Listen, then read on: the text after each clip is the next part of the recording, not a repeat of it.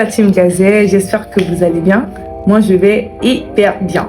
Alors, je vous souhaite la bienvenue à notre premier épisode de notre challenge qui a pour but de nous aider à développer ou encore à renforcer certaines compétences, aussi appelées les soft skills.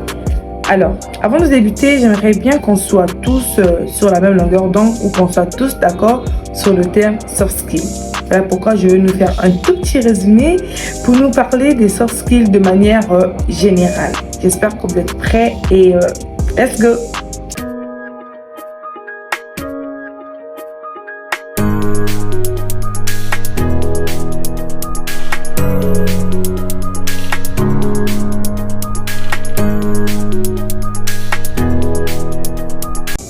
Les soft skills, un terme que plusieurs ignorent le sens.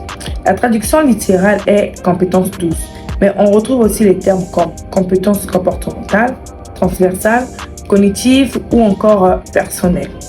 Autrefois, on parlait du savoir-être en opposition avec le savoir-faire, aussi appelé les hard skills ou encore les compétences techniques. Les soft skills sont donc les compétences relatives à la manière de se comporter ou d'agir.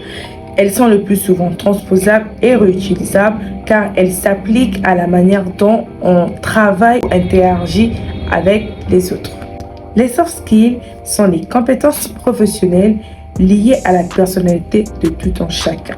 Elles dépendent généralement du caractère, de l'éducation et aussi de l'expérience personnelle. Elles influencent sur la façon dont quelqu'un travaille et coopère.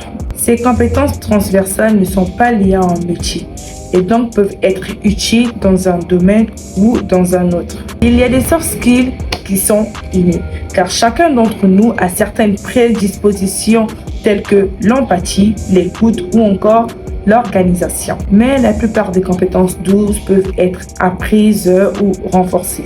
Donc, ensemble, à partir de maintenant, jusqu'à la fin du mois de mars, nous allons apprendre et développer des compétences personnelles qui regroupent des traits de personnalité le plus souvent innés ou stables, tels que la curiosité ou l'aisance relationnelle.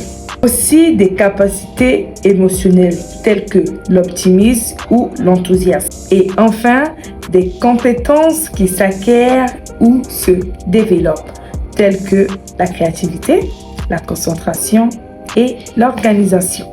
Donc voilà un peu le petit résumé que je voulais nous faire sur les soft skills et on se dit à la prochaine pour notre tout premier soft skill de l'année.